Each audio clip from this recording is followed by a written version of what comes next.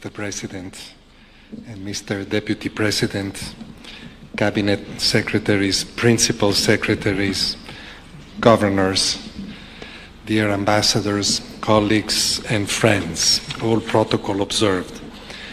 It is a real privilege to be with you today to celebrate the launch of the Shirika plan. It is truly a landmark moment for refugees in Kenya and for the communities that host them. Kenya, Mr. President, is showing the world that a story of cooperation, inclusion, and hope is not only possible, but also necessary and of advantage to all. Let me start by paying tribute to the people of Kenya, the authors of that story, and recognize your generosity in hosting refugees and asylum seekers in your communities, in Garissa and Turkana counties, especially as we heard, but also in the rest of the country, many of them for decades. I am well aware that it has not been easy. I know that all of you, Kenyans and refugees alike, have gone through some difficult times.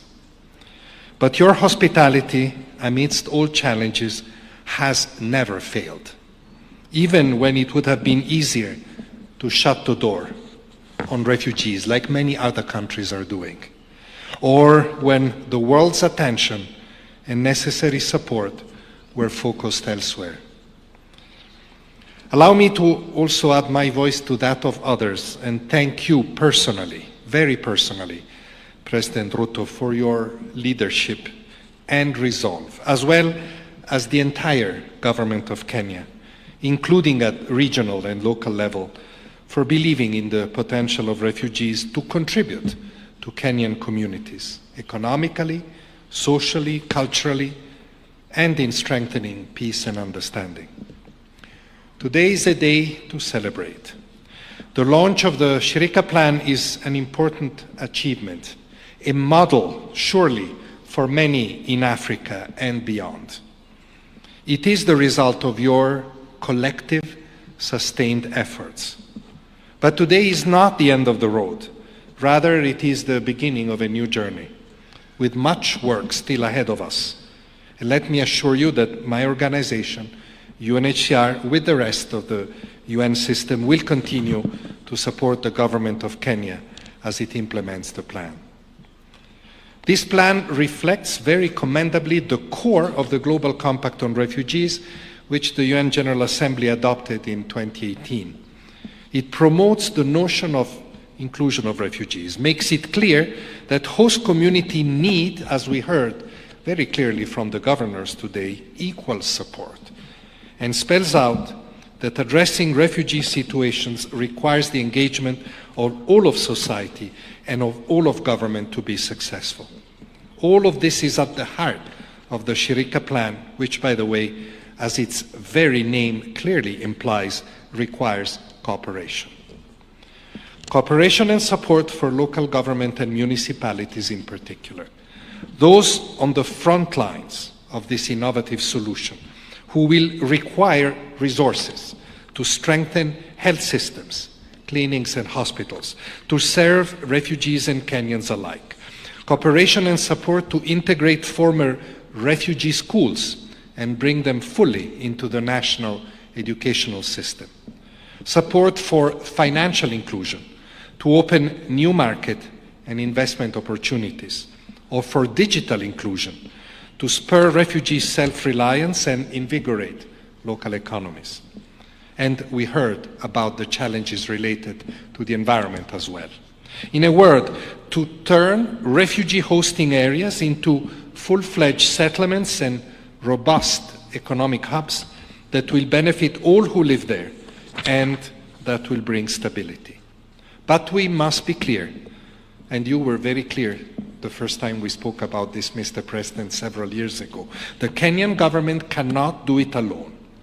Let me recall the preamble of the 1951 Refugee Convention. It clearly spells out that refugees are an international responsibility, not one of the host government alone. And by the way, other solutions, including voluntary repatriation to their countries and resettlement to third countries, remain crucial and need support. Since its inception, the Shirika plan has gained the endorsement and concrete support of many donor partners. States, many represented here through the Refugee Donor Group, financial institutions, private organizations. I thank them and wish to appeal to them today. Please continue to provide generous financing to this important initiative. This is a worrying time.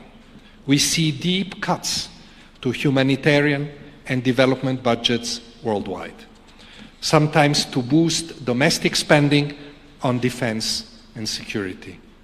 Please, let us not lose sight of the fact that initiatives like the Shirika plan not only aim at putting an end to long-standing humanitarian crises, they also have a crucial stabilizing effect.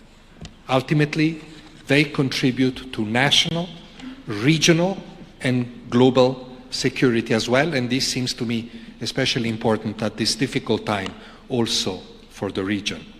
And let me add here that I am also very grateful to the UN Resident Coordinator, the UN country team, and NGO partners in Kenya for having made the Shirika plan a centerpiece of their work. Shirika recognizes that inclusion is a game changer that will accelerate the shift away from dependency on humanitarian aid and towards greater self-reliance. That is an objective that we all share. We have the chance to make it a reality. Let's not miss this opportunity. Once again, I would like to thank and congratulate you and your government, Mr. President, on the launch of Shirika and reaffirm the United Nations and UNHCR's commitment to walk this journey with you. Thank you.